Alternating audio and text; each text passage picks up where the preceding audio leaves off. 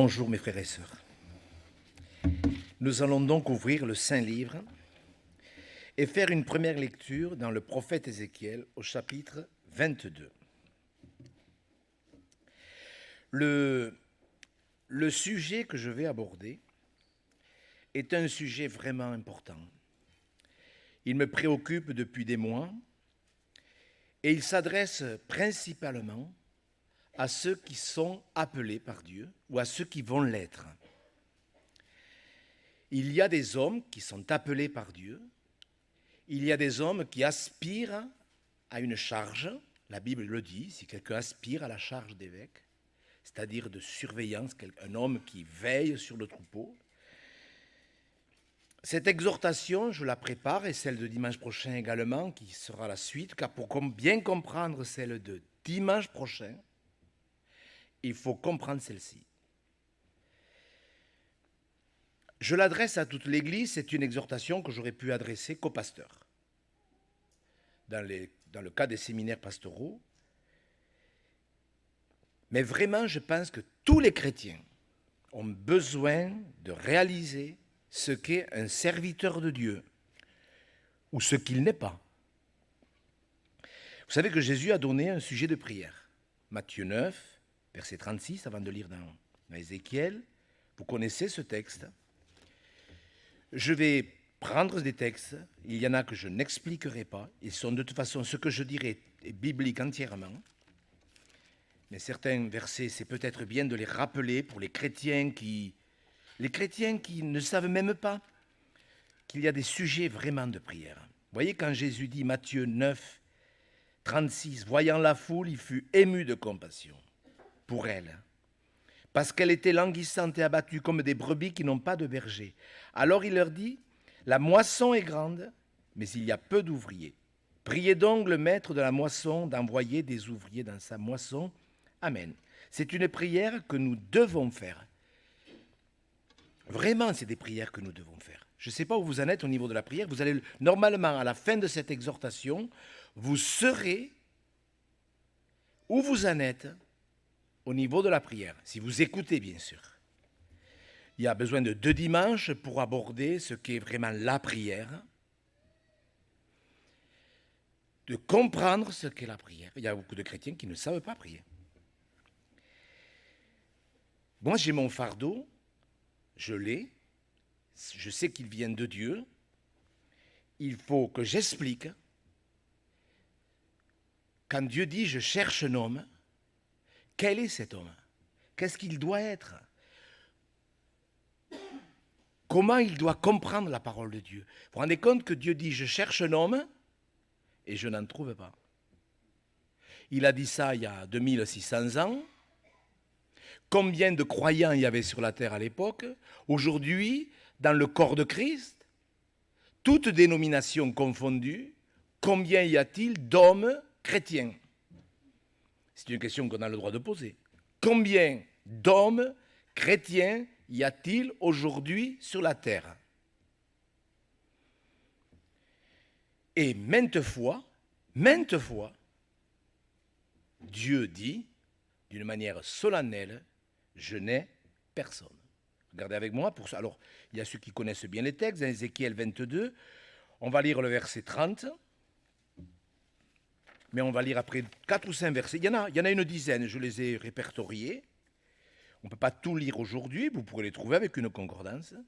Ézéchiel 22, 30.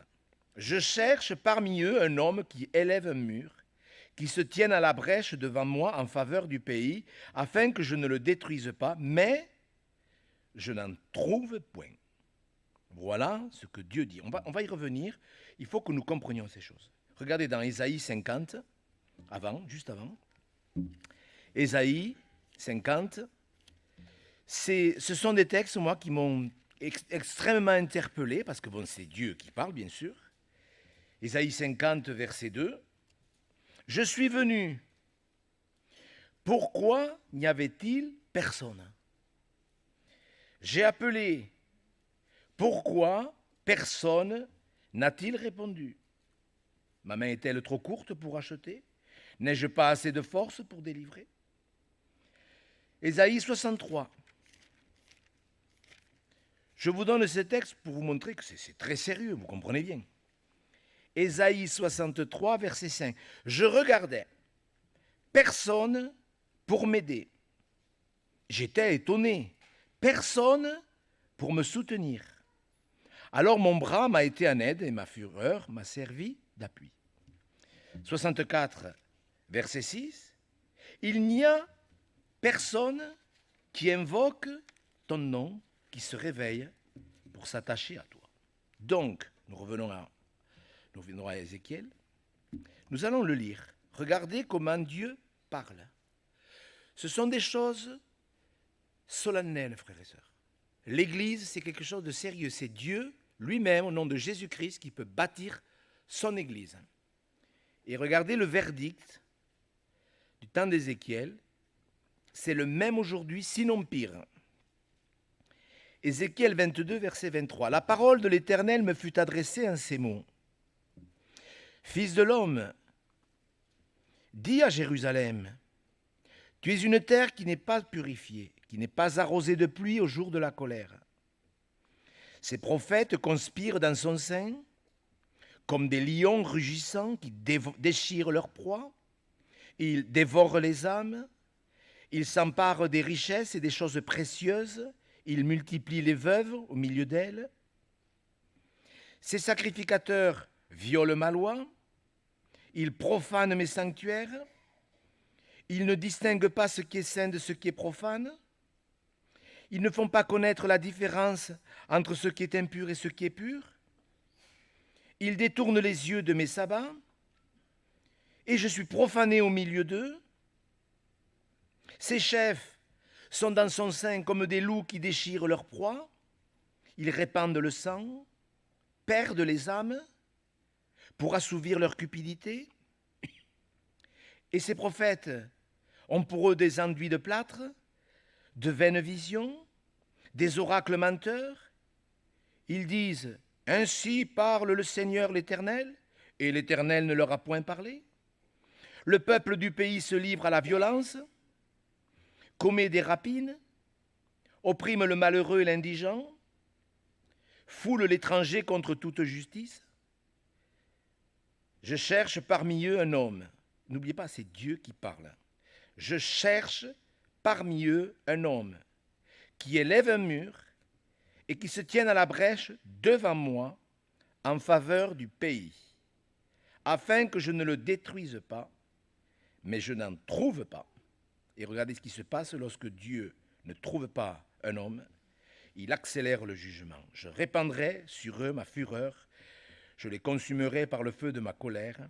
Je ferai retomber dans leurs œuvres sur leur tête, dit le Seigneur l'Éternel. Amen. J'expliquerai ça au fur et à mesure de la prédication. C'est un sujet extrêmement sérieux. Je sais que c'est pour les serviteurs de Dieu, mais l'Église doit comprendre pour qu'elle puisse elle aussi prier. Parce que cet homme que Dieu cherche, et apparemment un don spirituel, indique qu'au milieu de nous, Dieu le cherche. Il va falloir que cet homme, qui va pouvoir être élevé par Dieu, instruit par Dieu, comme David l'a été, c'est ce que nous verrons dimanche prochain, il va falloir que cet homme, il ouvre son cœur. C'est sérieux, c'est pas le temps d'une réunion. Merci Seigneur pour les réunions.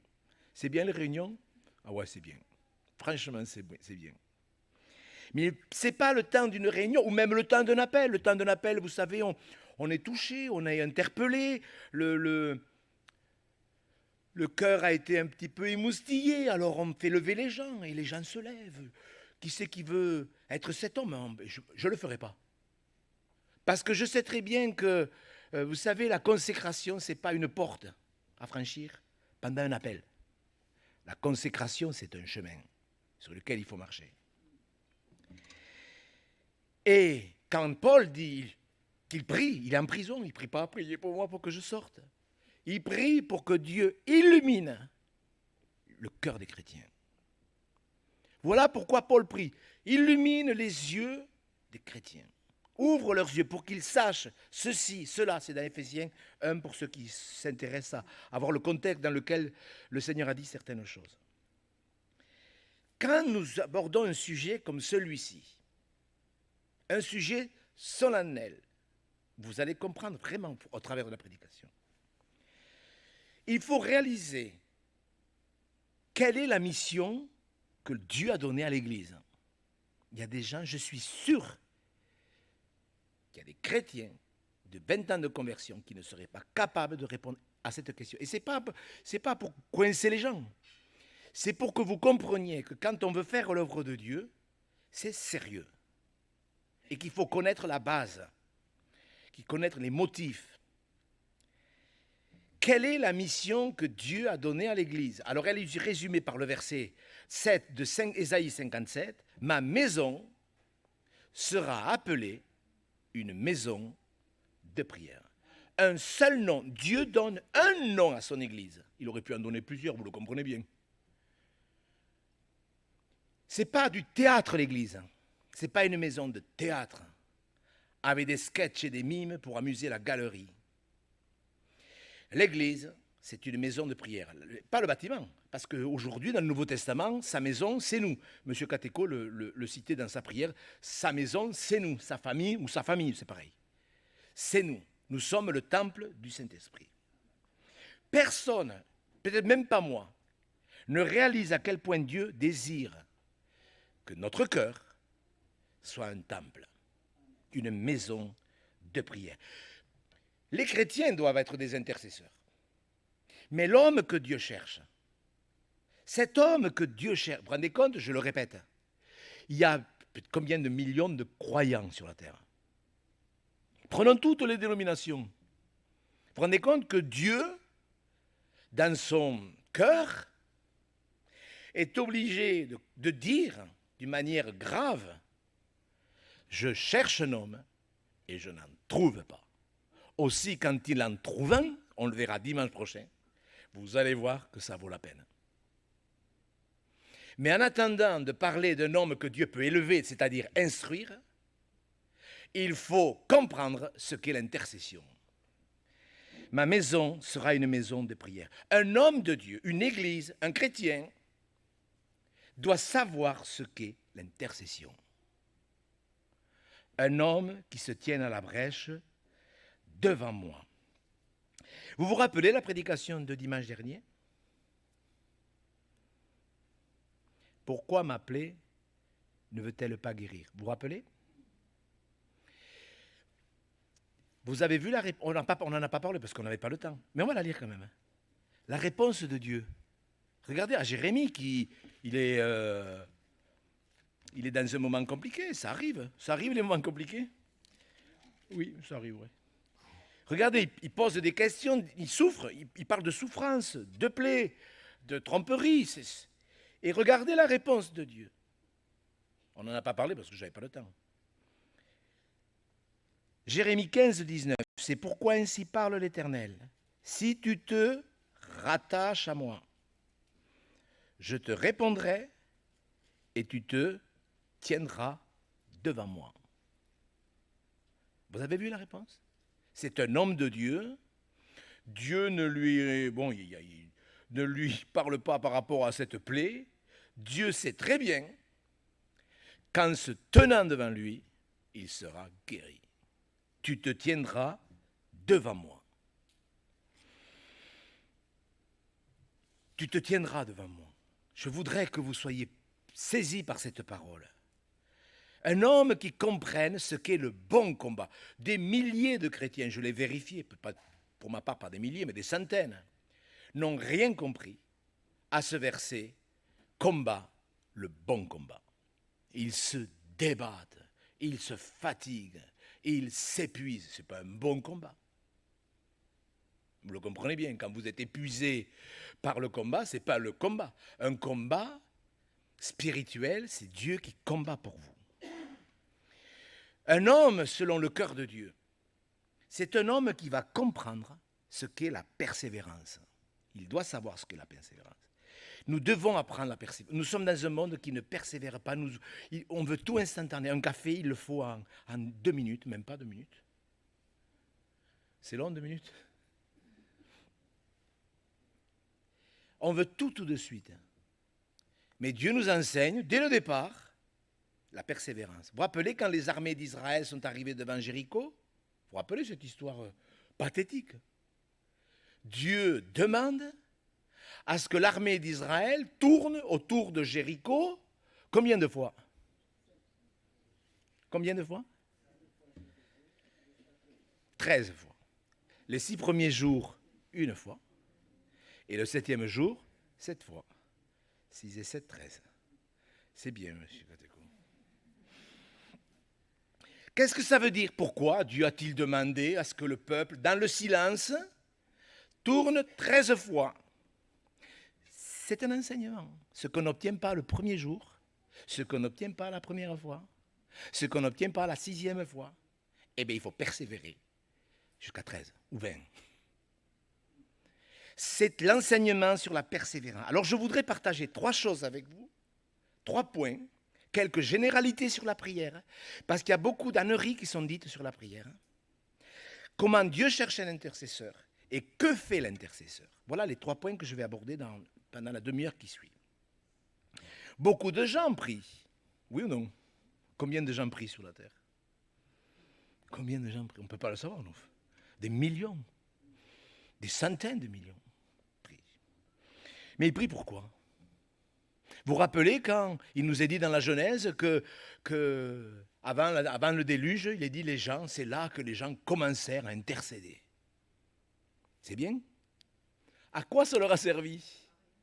À rien. Pourquoi? Parce que quand Dieu leur a parlé au travers de Noé, il n'y en a pas un qui est rentré dans l'arche. Ils n'ont pas cru à sa parole. Il y a des gens, ils prient pour rien. Dès le départ, la première fois où il est parlé de prière, vous comprenez de suite qu'il y a des gens qui prient pour rien. Et il y en a beaucoup. Et on peut parler, on peut formuler des phrases, réciter des prières, faire de belles phrases. Moi, je me rappelle quand j'étais à Albi, il y avait un frère, quand il priait, c'était magnifique. Puis un jour, c'est pas mon habitude, mais je me suis retourné, il avait écrit sa prière sur un papier chaque fois. Et il l'a récité. Alors ça faisait, en plus il mettait l'intonation, mais ça sert à rien, ce genre de prière. Il y a des gens qui prient, ils ne savent même pas s'ils parlent à Dieu, s'ils parlent au plafond. Ils ne le savent pas. Il y a beaucoup de gens qui prient et qui me disent « Mais moi, je ne prie plus, ça ne sert à rien. » Oui, ça prouve bien qu'ils n'ont rien compris à la prière. Parce qu'ils ne savent même pas si leur prière est en accord avec la volonté de Dieu. C'est un peu le minimum, ça, quand même. Est-ce que ce que je demande est en accord avec la volonté de Dieu? Moi, j'ai vu des chrétiens, des pseudo-chrétiens, qui ont maudit des gens. Je le maudis. Seigneur, je maudis cet homme. Vous comprenez bien que ce n'est pas des prières qui sont en accord avec la volonté de Dieu. Et je pense que celui qui fait ça, il va se retrouver avec un retour de manivelle. Parce qu'on récolte ce qu'on sème. C'est des lois. Donc il y a des chrétiens qui ne savent même pas s'ils prient en accord avec la volonté de Dieu. Ils ne lisent pas la Bible, c'est évident. Il y a des chrétiens qui prient parce que leurs motivations ne sont pas bonnes, parce qu'il faut que les motivations soient bonnes. Là aussi, c'est « sonde mon cœur, éprouve-moi. Pourquoi je t'ai demandé ça? Pourquoi, au fait, je demande ça à Dieu ?» Il faudrait qu'on soit honnête avec Dieu. Il y a beaucoup de chrétiens, on va le voir, qui font des prières. Ces prières ne sont pas en accord avec la sainteté de Dieu. Imaginez-vous que je vous dise, tiens, je vais, pour aider l'œuvre au Togo, je vais me lancer dans la plantation du tabac. Parce que le tabac, ça pousse bien. Ça pousse plus vite que le maïs, vous voyez, il faut moins d'eau. Moi, je suis un peu écolo. Qu'est-ce que vous diriez? Comment non? Mais c'est pour Dieu. Comment il y a un problème? Écoutez, monsieur Katekou. Est-ce que vous comprenez? Ça serait en désaccord avec la volonté. Bon, je prends un exemple grossier, si vous voulez. Mais vous comprenez, il y a des choses qui sont en désaccord avec la sainteté de Dieu.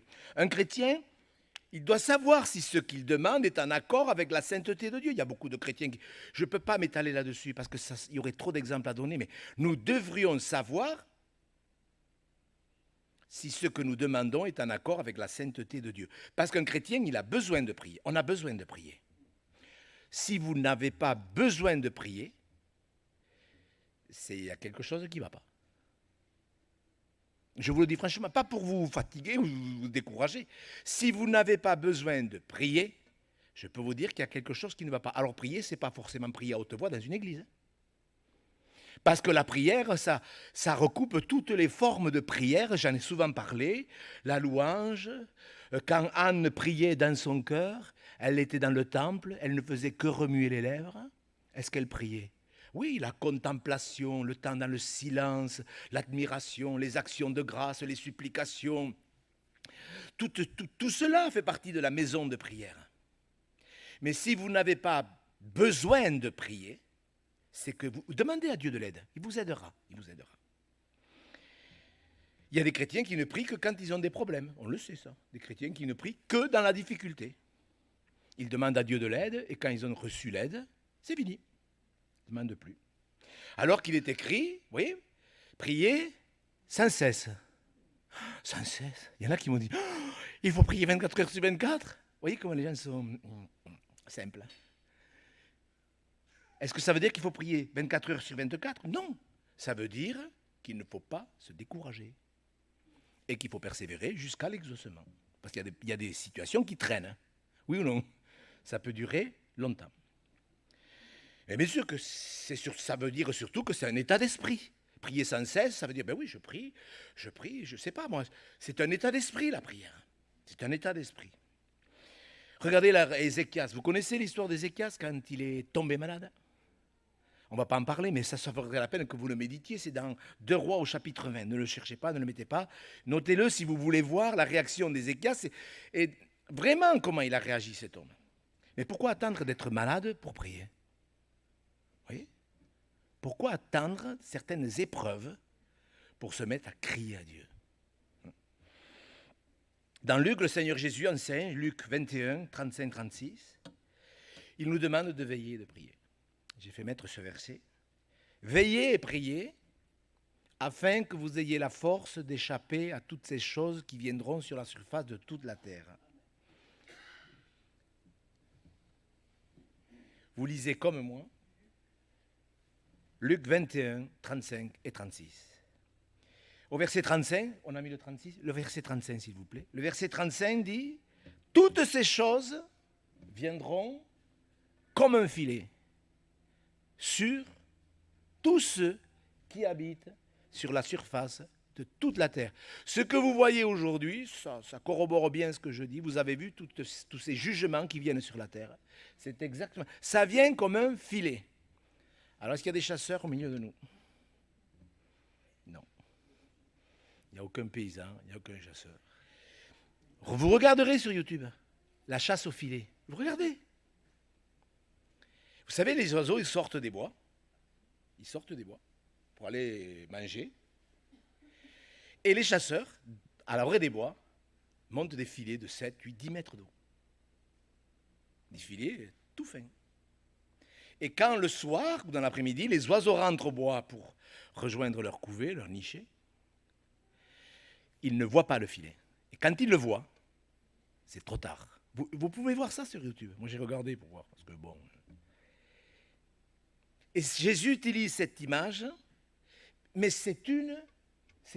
regardez bien, frère, quand vous lisez un texte, vous devez savoir ce que c'est. Ça, c'est une prophétie. C'est comme ça que ça se passe. Et c'est comme ça que ça se passera. Ça vient comme un filet sur tous les habitants de toute la terre. Vous comprenez bien que l'homme que Dieu cherche, l'homme que Dieu va élever, ce n'est pas un homme qui va se lever à la fin d'une réunion en disant « Oh youpi, je me lève, je veux être pasteur, je veux être évêque, ça me plairait, évêque, c'est joli, évêque, un bon titre, ça, ancien dans l'église, oui, ça m'intéresse, ça m'intéresse. » Un évêque, un prédicateur, un serviteur de Dieu, un homme, c'est le plus beau, un homme selon le cœur de Dieu. C'est un homme qui doit comprendre ce qu'est la prière et que dans la parole de Dieu, il y a des prophéties qui sont terribles par rapport aux gens qui ne veulent pas prier. Et si une église ne prie pas, elle va passer à côté de plein de choses. Si un chrétien ne prie pas, alors c'est délicat, ça, c'est délicat. Vous voyez, la semaine dernière, il y a un monsieur qui m'a dit, est-ce que vous pourriez me conseiller un livre sur la prière? Moi, j'ai lu 100 de livres sur la prière, à peu près. Il y en a plus que ça. Mais ce qu'il y a souvent dans ces livres, c'est qu'on vous exhorte à persévérer dans la prière, et ça devient presque culpabilisant parce qu'on force les gens à prier. Bien sûr qu'il faut se forcer, mais il ne faut pas que ça devienne culpabilisant. Alors c'est vrai que les livres, c'est délicat. Un chrétien, écoutez-moi frère, vous comprenez bien que pour parler de cet homme selon le cœur de Dieu, il faut que j'explique ce qu'est la prière. Un chrétien qui ne prie pas, avec son cœur, avec son âme, qui n'a pas cette communion avec Dieu, prier, c'est pas que parler. J'en ai parlé l'autre jour, quelqu'un est-il dans la souffrance? Qu'il prie, ça ne veut pas dire qu'il parle à Dieu. Quelqu'un est-il dans la souffrance, ça veut dire qu'il écoute Dieu aussi. Vous ne croyez pas? Vous voyez, c'est ça. Prier, c'est pas parler, c'est pas que parler. Surtout que la prière est vraiment une bénédiction. Vous le croyez, frères et sœurs? Quand je vois tous les chrétiens pour qui la prière, c'est une corvée, c'est bien la preuve qu'ils prient pour rien.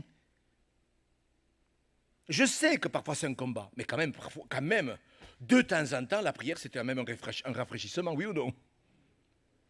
Dans Jacques 5, verset 16, il est dit « La prière fervente du juste a une grande efficacité. » La prière fervente du juste, pas du pseudo-chrétien.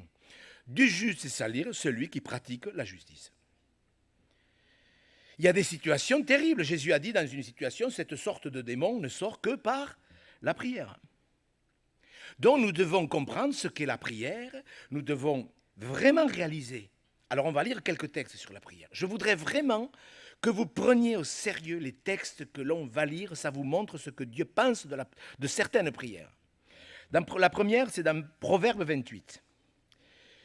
S'il vous plaît, frères et sœurs, les textes qu'on va voir maintenant sont des textes qui doivent nous éclairer, qui doivent nous aider, parce qu'il y a des choses qui, quand même, elles font réfléchir. Ce n'est pas possible que nous ne réfléchissions pas quand on voit que le mot d'ordre du Seigneur, c'est que sa maison sera une maison de prière.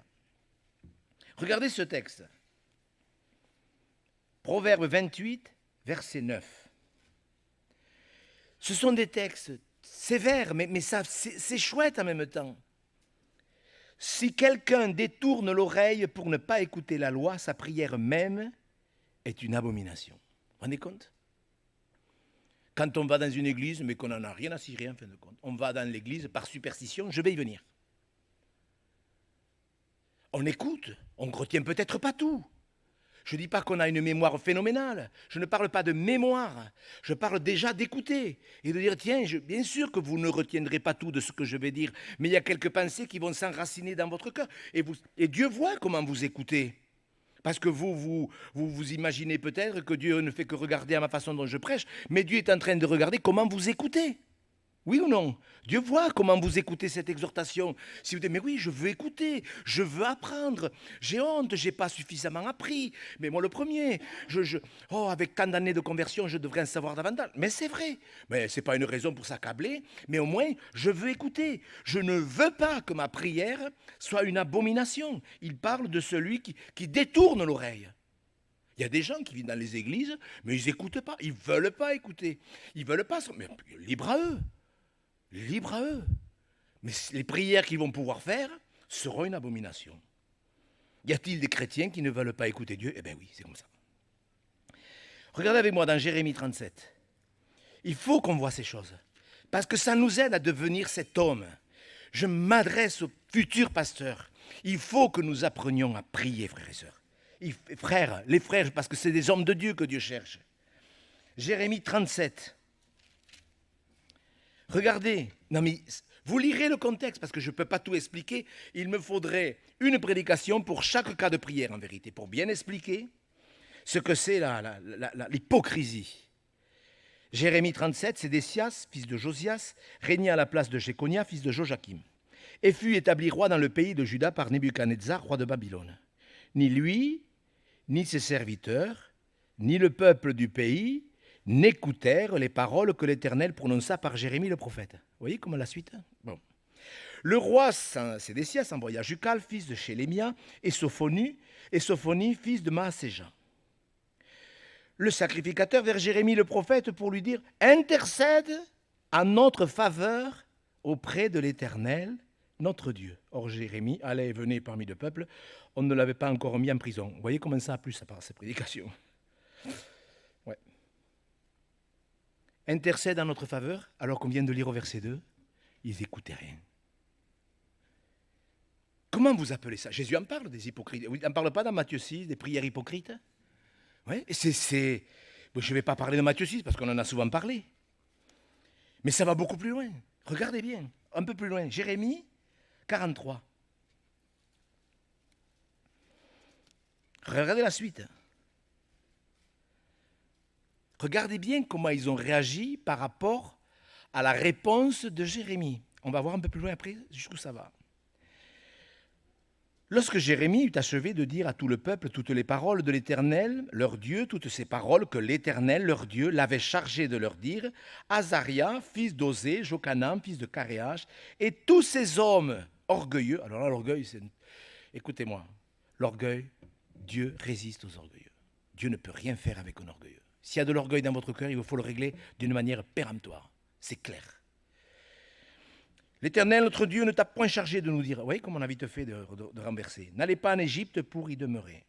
Verset 4, Jochanan, fils de Caréach, tous les chefs des troupes et tout le peuple n'obéirent point à la voix de l'Éternel qui leur ordonnait de rester dans le pays de Juda. Alors, attendez, on va prendre le verset. On va prendre maintenant, on va revenir un peu en arrière. Vous allez voir, j'aimerais que vraiment, il faut le lire ce texte. Jérémie 42. Regardez, Dieu a voulu que l'on sache le degré de supercherie de ces gens. Jérémie 42. Tous les chefs des troupes, Jochanan, fils de Caréach, Jézania, fils d'Osée, et tout le peuple, depuis le plus petit jusqu'au plus grand, s'avancèrent et dirent à Jérémie le prophète, vous avez vu, il recommence. Que nos supplications soient favorablement reçues devant toi. Intercède en notre faveur auprès de l'Éternel ton Dieu, en faveur de tout ce qui reste, car nous étions beaucoup, et nous restons un petit nombre, comme tes yeux le voient, et que l'Éternel ton Dieu nous montre le chemin que nous devons suivre, ce que nous avons à faire. Jérémie le prophète leur dit, j'entends. Voici, je vais prier l'Éternel, votre Dieu, selon votre demande, et je vous ferai connaître, sans rien vous cacher, tout ce que l'Éternel vous répondra. Il dira à Jérémie que l'Éternel soit contre nous un témoin véritable et fidèle, si nous ne faisons pas tout ce que l'Éternel, ton Dieu, te chargera de nous dire. Que ce soit du bien ou du mal, nous obéirons à la voix de l'Éternel, notre Dieu, vers qui nous t'envoyons, afin que nous soyons heureux, si nous obéissons à la voix de l'Éternel, notre Dieu. 10 jours après, la parole de l'Éternel fut adressée à Jérémie. On va lire le résultat, d'accord? Parce qu'on n'a pas le temps de tout lire. Verset 16 du chapitre 44. Il faut tout lire vraiment. Regardez bien leur réaction. Vous avez vu ce qu'ils viennent de dire? Nous t'obéirons. Et au verset 16 du chapitre 44, nous ne t'obéirons en rien de ce que tu nous as dit au nom de l'Éternel. Vous avouerez que quand même, vous ne trouvez pas que c'est quand même... C'est révélateur, frères et sœurs. C'est révélateur de l'état d'esprit dans lequel les gens prient. Seigneur, montre-moi. Seigneur, si tu me délivres. Si tu guéris mon fils. Je l'ai vu ça. Oh, monsieur Go, si Dieu guérit mon fils, je me consacrerai à lui. Je dis, mais ne dites pas ça. Si, monsieur Go, si Dieu guérit mon fils, je me consacrerai à Dieu. Ces gens ne l'ont pas fait. J'ai jamais vu quelqu'un le faire. En tous les cas, plus de 3 semaines. Comment ça s'appelle ça? Est-ce que Dieu, on est obligé de se consacrer à Dieu parce que Dieu va nous exaucer? Voyez, c'est de la supercherie. Vous avez vu, Jérémie intercède. Écoute Jérémie, s'il te plaît, intercède, que nous sachions, nous t'obéirons en bien, en mal. Tout ce que tu nous demanderas, on le fera. Nous ne t'obéirons en rien. Ça s'appelle de la tromperie, de la supercherie. Vous comprenez, frères et sœurs? C'était des responsables, c'était des chefs.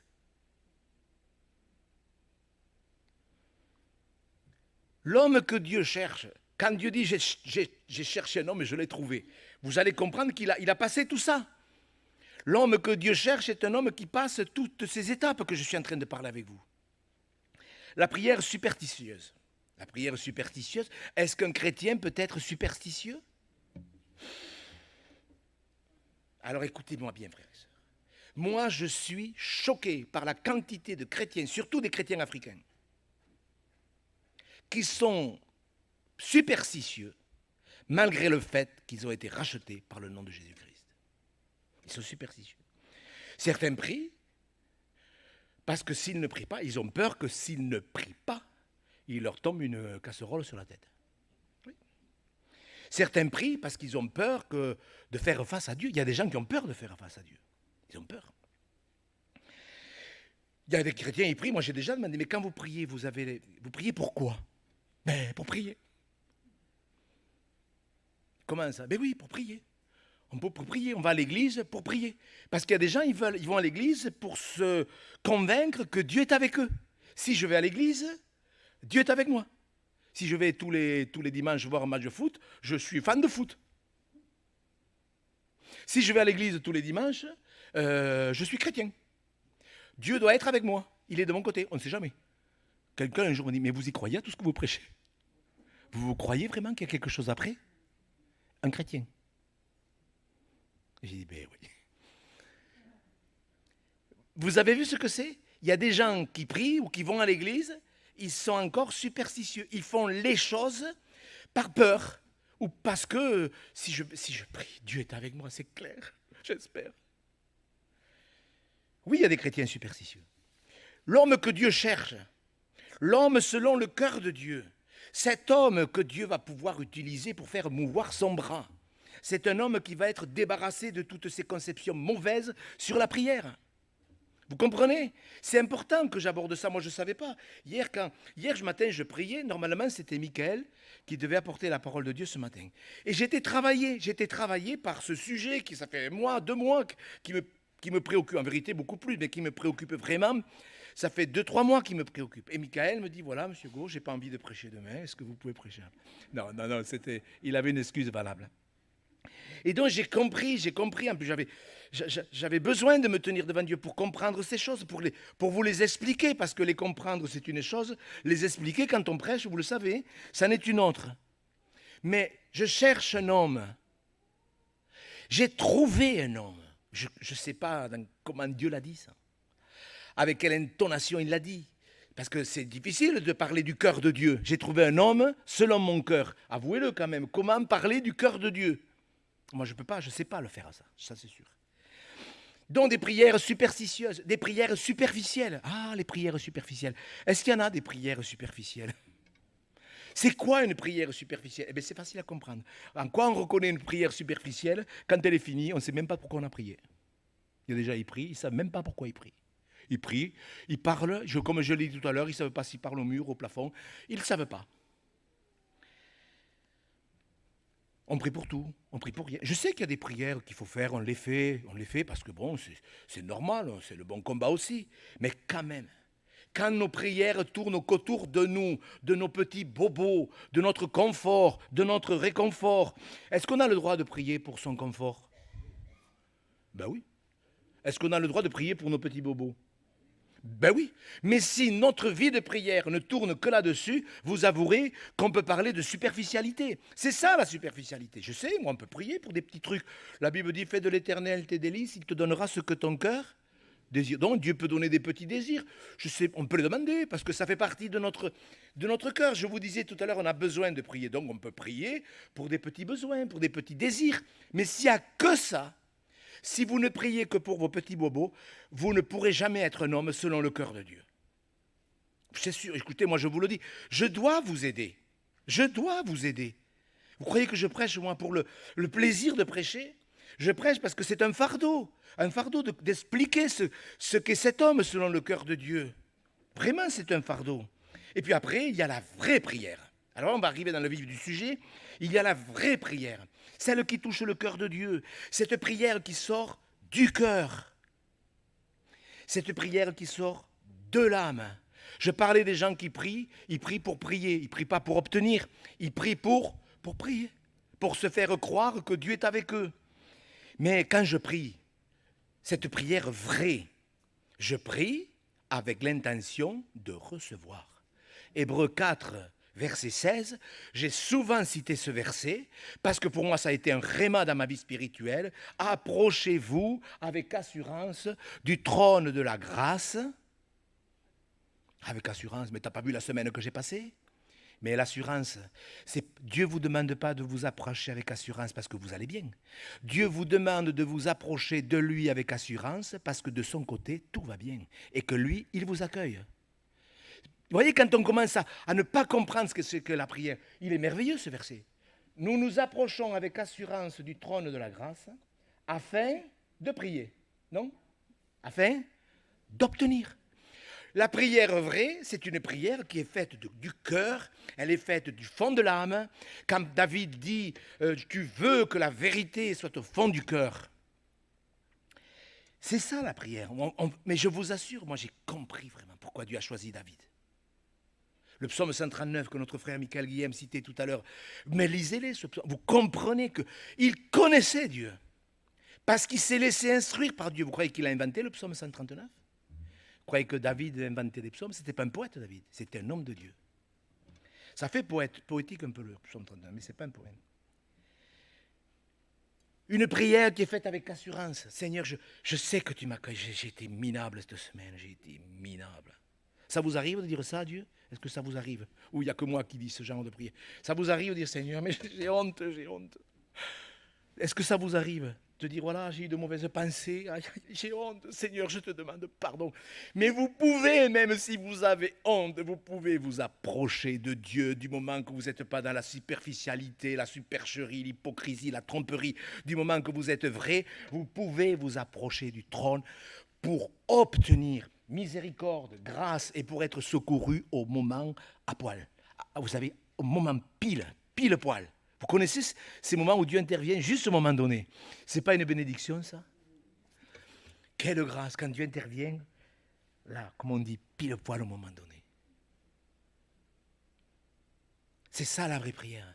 Anne, pendant des années, elle souffrait, elle était stérile. Vous savez, c'est dur pour une femme d'être stérile. Et elle souffrait, c'est souvent la souffrance qui change le cœur. C'est comme ça. Vous pouvez le tordre comme vous voulez, c'est la souffrance qui transforme les gens. Même Jésus a pris l'obéissance par la souffrance. Et Anne, un jour, elle s'est levée. Elle ne veut pas dire que physiquement, parce que chaque année, elle se levait pour aller au temple. Mais cette année-là, elle s'est levée spirituellement. Elle a dit, ce que pense Pénina, ça m'est complètement égal. Elle a été dans le temple, elle s'est mise à genoux, et elle a prié de tout son cœur. Elle a fait une prière vraie. On ne sait pas ce qu'elle a dit, on fait un peu. Elle ne faisait que remuer les lèvres. Le pasteur avait son discernement terrible. L'a apostrophé. Elle a répondu ce qu'elle avait à répondre. C'est ça la prière vraie. Les gens l'entendent pas parce que ça aussi, nous aussi, on fait beaucoup de cinéma avec les prières prononcées dans l'église. Mais si vous ne priez pas haute voix dans l'église, c'est pas grave. Vous avez tous prié, vous avez tous remercié Dieu ce matin? Vous l'avez fait? Laurent, on ne vous a pas entendu, mais est-ce que Dieu vous a entendu? Ah ouais, Dieu vous a entendu. Mais là, Dieu vous entend. Comment vous répondez à cette prédication? Vous savez qu'il n'y a pas que la prière que Dieu entend. La vraie prière. Anne, elle faisait que remuer les lèvres. Regardez les psaumes de David. Mais regardez vraiment cet homme quand il est dans l'angoisse.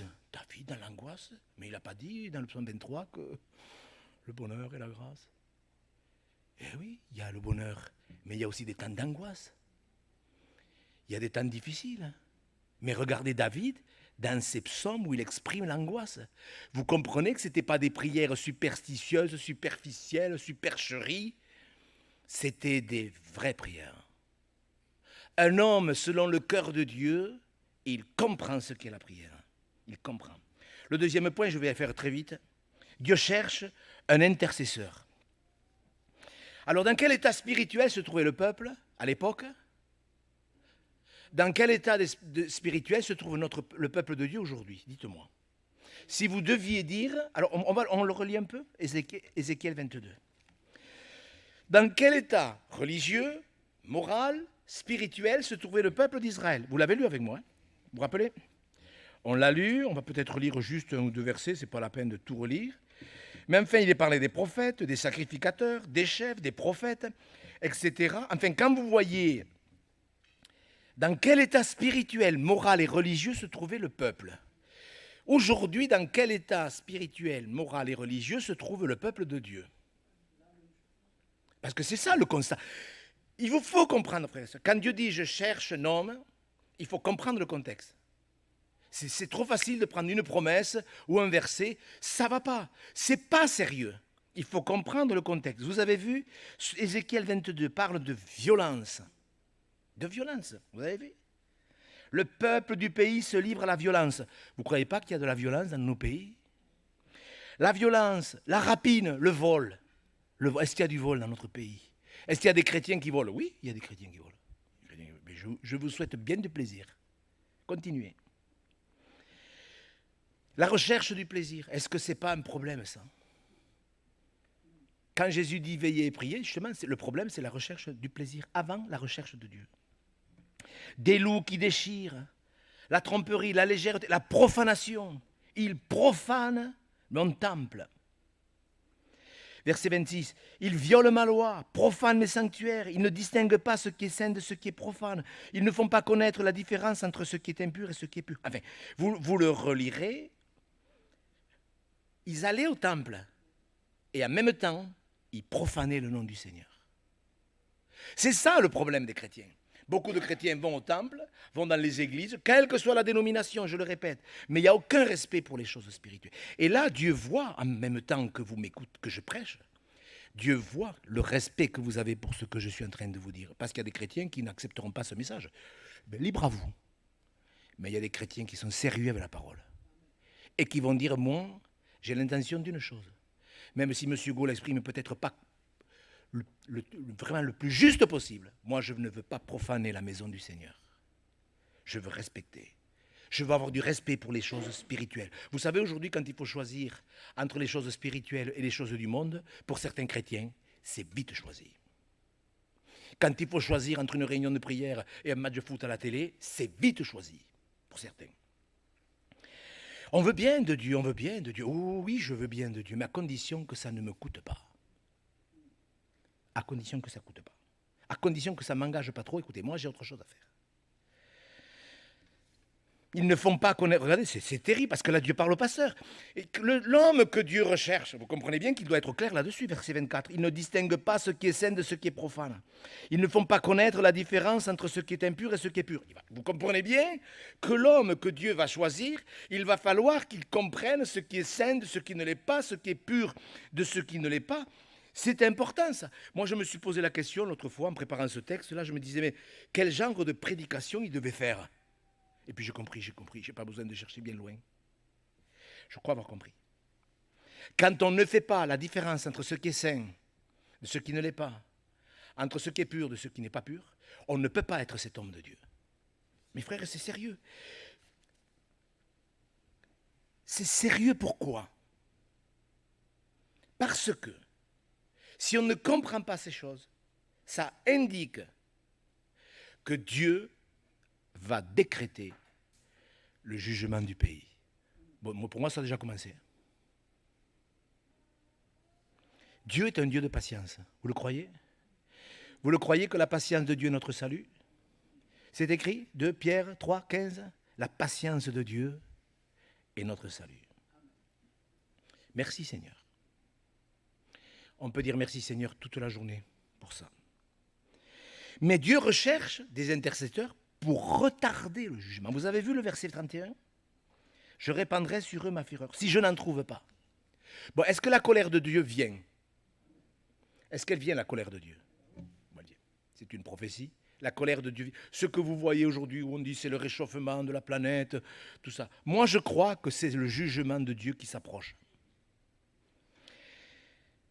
Nous sommes dans la dispensation de la grâce, alléluia, aujourd'hui, et nous savons que même s'ils sommes dans la grâce, parce que ce matin, Dieu peut vous faire grâce, et on sait en même temps que Dieu a réservé un jour, il jugera le monde. Vous le savez ça, d'accord?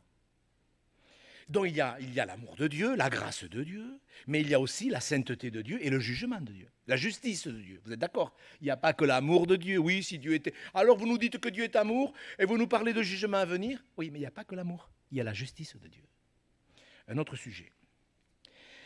Les prémices de la colère pour moi ont commencé. Et c'est dans ce contexte, et je conclus avec ça. Vraiment, je vous demande d'écouter mes frères. Et vous qui écouterez cette exhortation, qui vous posez des questions. Quelle est la sorte d'homme que Dieu peut élever? J'ai élevé un homme. Moi, ça me turlupine, ça. Pour moi. pour être l'homme que Dieu veut que je sois, parce que c'est bien joli de prêcher, mais c'est une chose, ça n'est une autre de faire des progrès aujourd'hui. Parce que ce n'est pas parce qu'un homme prêche qu'il obéit à Dieu. Croyez-moi. Donc c'est dans ce contexte que l'on vient de survoler, bien sûr, où Dieu proclame du haut des cieux, je cherche un homme. Et Dieu n'a pas changé d'avis. C'est exactement, il y a peut-être 10 fois plus, 100 fois plus d'hommes aujourd'hui sur la terre dans le peuple de Dieu, mais Dieu dit la même chose, je cherche un homme. Si je n'en trouve pas, j'avancerai le jugement. Ça s'est passé comme ça chaque fois. Croyez-le, c'est pas moi, je ne l'ai pas inventé, vous le comprenez bien. Dieu cherche un homme. Alors moi, ce qui m'a bouleversé quand j'ai lu ce texte, je vous le dis franchement, mais bouleversé. Quand Dieu dit, au verset 30, mettez-le ce verset, c'est le seul verset qu'il vous faut retenir. Je cherche parmi les anges un homme qui élève un mur. Vous avez comme ça dans votre version? Je cherche parmi qui? Parmi... Moi, franchement, c'est deux mots qui m'ont troublé. Dieu dit, je cherche parmi eux, parmi ces pasteurs, ces prophètes, ces sacrificateurs, ces serviteurs de Dieu, qui sont tous en vrac, Dieu dit, je cherche parmi eux. Ces hommes perdus, hypocrites, violents, adultères, meurtriers, profanes, Jésus dit, voilà, je cherche parmi ces gens qui se moquent de moi, je cherche un homme. Moi, avouez que ça fait quand même, ça fait pas drôle, hein? Vous ne trouvez pas que ça fait drôle? Mais quelle grâce! Mais quelle grâce! Et je voudrais m'adresser aux pasteurs, à tous les pasteurs qui écouteront cette exhortation. Écoutez, c'est vrai que je l'adresse à l'Église, parce qu'il faut que l'Église entende ces choses aussi. Ce n'est pas réservé qu'aux pasteurs. Et c'est pour ça que j'ai décidé de l'adresser aussi à l'Église. Même si ce genre de prédication aurait dû être apporté en pastoral, je suis convaincu que l'Église a besoin d'entendre ces choses. Dieu cherche parmi ces hommes qui sont perdus, menteurs, voleurs, adultères, et peut-être vous faites partie de ces hommes-là, et je ne vous le dis pas avec mépris, parce qu'un jour on m'a dit, oui, monsieur Gau, vous n'aimez pas les pasteurs. Parce que quand je prêche comme ça, on m'a dit, monsieur Gau, vous n'aimez pas les pasteurs. J'ai dit, ben, c'est exactement l'inverse. Quand on aime les pasteurs, on leur dit les choses. Dieu dit, je cherche parmi eux, bien sûr, mais à condition que vous vous repentiez. Que vous vous repentiez profondément, pas du pipeau, pas du cinéma, pas de la pseudo-repentance pour manipuler les chrétiens. Parce qu'on a vu ça, des pasteurs qui ont fait semblant de se repentir pour manipuler un auditoire. Une profonde repentance, vous ne tromperez pas Dieu. Vous pouvez tromper la moitié de l'Église, mais vous ne tromperez pas Dieu. S'il y a une vraie repentance, écoutez-moi mes pasteurs, écoutez-moi frères, dans le ministère, vous qui aspirez au ministère, vous qui êtes soucieux d'être cet homme que Dieu va pouvoir utiliser. Vous vous rendez compte, la prophétie quand même me prouve qu'au milieu de nous, il y a un homme, au moins un, que Dieu cherche. Et il faut que vous entendiez ces choses, parce qu'on n'est pas dans le sentimental ou machin. On est dans le royaume de Dieu, c'est le salut des âmes. C'est l'éternité des gens qui est concernée. C'est l'éternité des âmes. Ce n'est pas une petite promotion... Ce n'est pas un petit avantage, un petit titre. Ah, moi, je suis prédicateur, vous savez. Dans quel mouvement? Et moi, dans celui-là. Ah, bon, tant pis. Il faut un homme. Écoutez, je termine avec ça parce que c'est archi essentiel. Il faut un homme qui comprenne ce qu'est la prière. Il faut un homme qui comprenne que la maison de Dieu est une maison de prière. Il faut un homme qui est capable de faire la différence entre ce qui est pur et ce qui ne l'est pas. Entre ce qui est saint et ce qui ne l'est pas. Parce que le péché ferme les yeux. Ils étaient aveugles. Mes frères, vous qui m'écouterez peut-être dans des églises baptistes, apostoliques, évangéliques, ça n'a aucune importance, votre dénomination. Je peux vous dire que Dieu n'a que faire de votre dénomination. Dieu cherche un homme parmi eux. C'est encourageant parce que ça veut dire, mais j'ai pas fait l'affaire jusqu'à aujourd'hui. J'ai pas été bon jusqu'à aujourd'hui, enfin bon. J'ai pas été... Tu peux me prendre à moi aussi aujourd'hui? Eh bien ouais. Je cherche parmi eux. Merci Seigneur. Ah, il ne dit pas, mais je cherche, non, surtout pas parmi eux. Moi j'aurais dit surtout pas parmi eux. Vous comprenez? Moi, avec mon intelligence supérieure, j'aurais dit, surtout pas parmi eux. Ils sont trop nuls. Mais Dieu sait que la repentance réhabilite les hommes. Et je vous en supplie, hommes de Dieu, serviteurs de Dieu, qui est en vrac peut-être, sachez que parmi nous, parmi les dénominations, Dieu cherche des hommes qui choisiront la sainteté, parce que sans la sanctification, nul ne verra le Seigneur. Des hommes qui sont conscients de la colère à venir. Comment voulez-vous qu'un homme prie avec son âme, avec son cœur, s'il n'est pas conscient de la colère à venir? Est-ce que vous êtes conscient que la colère de Dieu vient sur la terre? Cette guerre en Ukraine, j'aimerais vous en dire quelques mots, mais je n'ai pas le temps. Si vous saviez comment Dieu contrôle tout ça pour punir les orgueilleux en Occident. C'est un autre sujet. En tous les cas, pour se tenir devant Dieu, puisque Dieu dit « Je cherche un homme qui se tienne devant moi », il vaut mieux avoir les bons motifs pour ne pas se décourager. Parce que quand on voit et qu'on entend certains chrétiens tout le temps négatifs, tout le temps en train de se plaindre, tout le temps en train de râler, il vaut mieux que cet homme de Dieu soit au-dessus de la mêlée et au-dessus de toutes ces discussions stériles qui ne font pas avancer le royaume de Dieu. Un homme selon le cœur de Dieu, un homme que Dieu va élever, ce n'est pas une promotion, c'est une instruction, c'est un homme qui est déterminé, il est tenace. Il se tient à la brèche, il n'est pas 24 heures sur 24 à genoux, mais dans son cœur, il est en prière, que vous soyez dans votre voiture, que vous soyez, je ne sais pas, dans votre jardin, que vous soyez n'importe où, vous pouvez être en train de vous tenir devant Dieu. Seigneur, bénis cette nation. Oui, il y a des prières que Dieu écoute, il y a des prières que Dieu n'écoute pas. J'ai mis ce dernier verset, je crois, pour vous montrer vraiment comment Dieu voit la prière. Alors, il parle au pasteur, là. Ésaïe 1,15. Regardez ce verset. Je n'ai pas tout dit, je n'ai fait qu'ébaucher les attitudes de prière, mais regardez bien. Lisez le contexte. Quand je prêche, vous qui êtes un homme, là, les hommes qui êtes appelés par Dieu, vous voyez, je vous donne un verset, mais regardez le contexte. Tout le chapitre avant, tout le chapitre après, vous comprendrez vraiment. Quand vous étendez vos mains, quand vous priez, quand vous multipliez les prières, je n'écoute pas. Il y a des prières que Dieu n'écoute pas. Parce que je sais très bien, j'ai pris ce verset exprès, parce qu'il y a des gens qui sont capables de me dire, mais monsieur, vous vous rendez compte de ce que vous avez prêché, Dieu n'écoute pas la prière. Oui, il y a des prières que Dieu n'écoute pas. C'est pour ça que j'ai pris ce verset, pour m'éviter de répondre à quelques mails. Il y a des prières que Dieu n'écoute pas. Et il y a des prières que Dieu écoute. Et l'homme que Dieu cherche, c'est un homme qui aura compris ce que c'était la prière. Et nous verrons dimanche pourquoi Dieu peut trouver un homme. Je voudrais que dans ce lieu déjà, parce que bon, c'est notre église dans laquelle nous sommes, mais Dieu puisse trouver des hommes, même nous, M. Katéko, Michael, et moi-même, que nous fassions des progrès, mais d'autres serviteurs de Dieu. Je crois qu'il y en a un au milieu de nous, ou plusieurs, et je voudrais avoir l'honneur de vous former, même si ma formation n'est pas celle du Seigneur Jésus, c'est évident, ça c'est clair, mais au moins quel bonheur de pouvoir travailler à ce qu'on puisse bâtir son Église. Est-ce que vous êtes d'accord, frères et sœurs? Vous comprenez pourquoi l'Église aussi avait besoin d'entendre ça? Vous devez entendre ça. Moi, j'aimerais qu'on se lève tous ensemble et qu'on remercie le Seigneur. Vraiment, tout simplement. J'aimerais que de tout notre... Vous savez, je vous l'ai dit pendant la prédication, Dieu, bien sûr, vous surtout, vous regardez ma prédication, comment je prêche, tatati, mais Dieu a regardé votre cœur. Dimanche prochain, priez pour dimanche prochain. Je voudrais vraiment que le Saint-Esprit nous éclaire. Parce que cet homme, vous comprenez bien que si Dieu dit je cherche un homme, je n'en trouve pas, c'est qu'il y a toute une préparation. Et vous allez voir comment David s'est préparé, avant et après. Alors j'aimerais que l'on prie. Vraiment, j'aimerais que l'on prie, mais vraiment avec son cœur, ces prières que Dieu écoute. Frères et sœurs, vraiment, je vous demande, si vous avez votre femme à côté de vous, prenez-lui la main. Mais vraiment, c'est quelque chose de... cette unité dans la prière, la puissance de la prière. On va prier notre Père. Il a institué la prière, est-ce que vous vous rendez compte?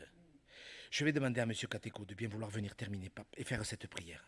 Frère, je sais que notre frère, il a à cœur la Nouvelle-Calédonie. Il est ici pour terminer sa formation pastorale, même s'il est pasteur.